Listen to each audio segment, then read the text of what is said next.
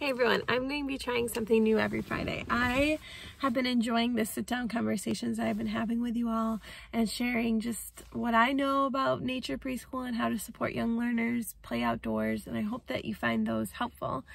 But I've been realizing that I want to also create something that is for me as well and show you a glimpse inside of what it's like to be a forest preschool teacher or an outdoor educator or a play-based educator, whatever you want to call me. So this is a new series I'm going to be starting. Tuesdays are always going to be our days where I'm going to post information and share my knowledge and have a sit-down chat with you all.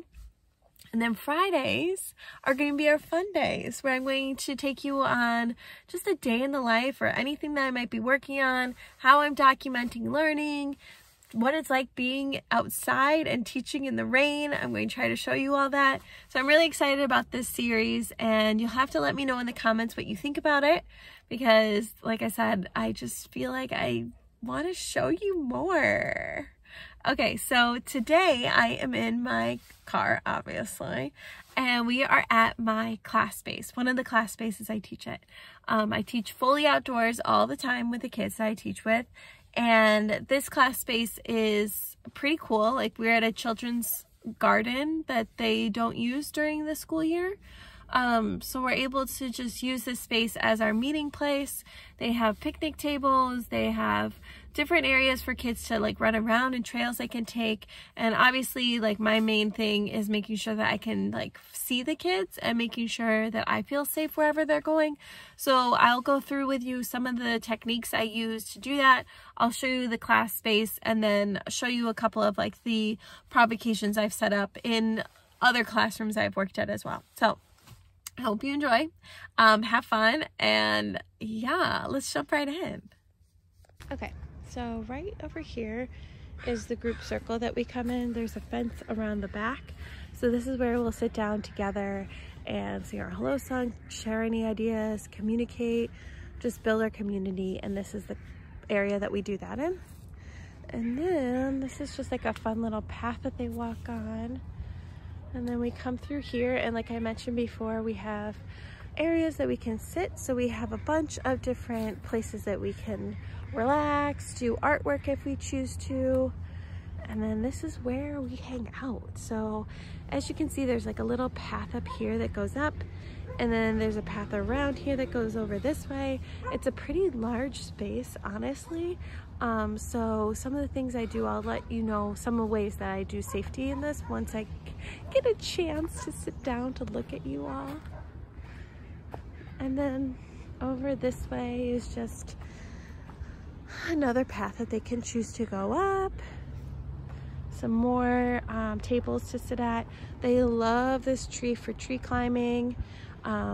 And then this is like a little area that we have found so many insects and so many cool things. So they can use these and manipulate them and build into whatever they had. One time we had a boat there. Let me show you over this way.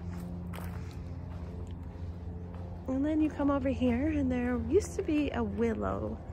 They look like they're redoing the willow area, but this is where the kids used to read books and things like that.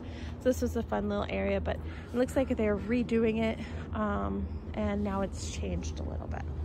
Some ways that we practice safety in my classroom, because obviously this classroom is pretty big, and it's pretty hilly, so I can't see all the kids always at one time. I'm lucky enough to only have like 4 kids with me at this park, so it's a little bit easier to keep eyes on them. But one thing we practice is we have a song. Whenever I call per chicory, that means that they have to stop whatever they're doing and come straight to wherever I'm standing. And then we count the kids and make sure everybody's there. And then we do also, each kid has their own like animal noise. So the per chicory is the goldfinch noise, and I've just always carried that on since the first job that I've had. I've always been a goldfinch. And each kid has their own call. So if they're like hanging out on top of the hill and I can't see where they are currently, then I'll call their call, and they have to call me back. So like I'll say, like, one of the children's calls is a coyote call, so it goes ow ow ow. So I'll go ahead and call that, and I'll listen for the child to respond.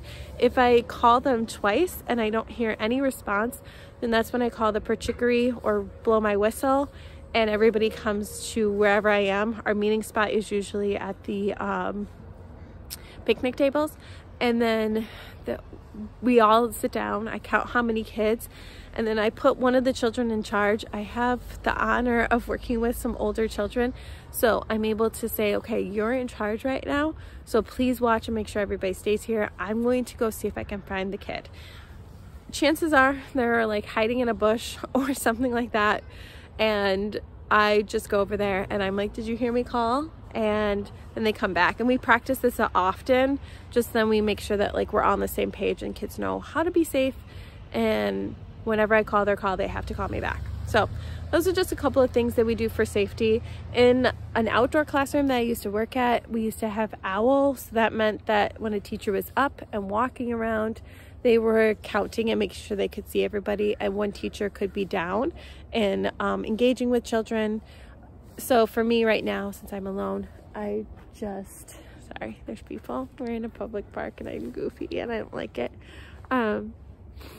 But I just make sure that I can see everybody, and I do set the expectation that if you can't see me, then you need to find a different spot to be a play in, because you have to see me. But chances are sometimes that doesn't happen. So that's why we have that protocol in place. So this is one of the provocations that I set up, and obviously the kids have already done this, but I wanted to show you what they did in order to get these prints. So basically what I put out was I have some mud and some water, and the kids helped to mix it all together. We spilled it on different parts of tree branches or tree stumps, and then the kids pressed their pieces of paper kind of like this, and pressed all of the color of the mud into it, and then they got these really amazing prints. So this was one activity that I set out because it is getting cold and we are exploring mud and water since it's raining a lot here. So this is one of the activities that I set out. We have found a lot of fallen leaves in our class space. Obviously we are outside a lot, and we are really close to a lot of different types of leaves here at the Arboretum. So we're able to use these leaves for matching.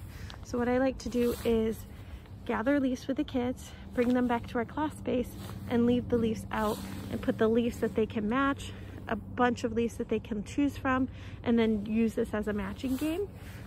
What I would choose to do is, instead of put chlorophyll green leaves, I would want to just keep them the same color for this activity.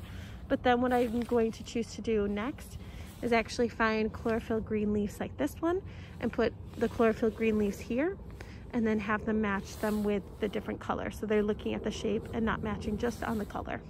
We have a lot of plants that grow in our classroom. So we separate the kids from where they can walk and where they can't walk by using these branches. So those are the garden borders, so the kids know that they're not allowed to go into the garden border unless they ask. And that is just one thing we have here. Another provocation I set out is a balancing provocation. So the kids are balancing a lot on logs. They're learning to climb, they're learning to just move their bodies in different ways. So I wanted to help support that desire to balance with some stacking rocks. So I found some really nice flat rocks. Some of them have their names on them, and we put these in this area, and then they can use the rocks to actually stack.